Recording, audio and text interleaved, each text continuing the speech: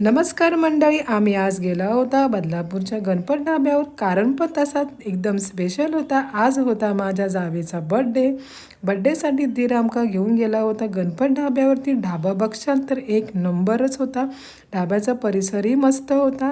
Sunday असल्यामुळे गर्दी होती आणि आम्ही मस्तपैकी स्टार्टरवर ताव मारला होता.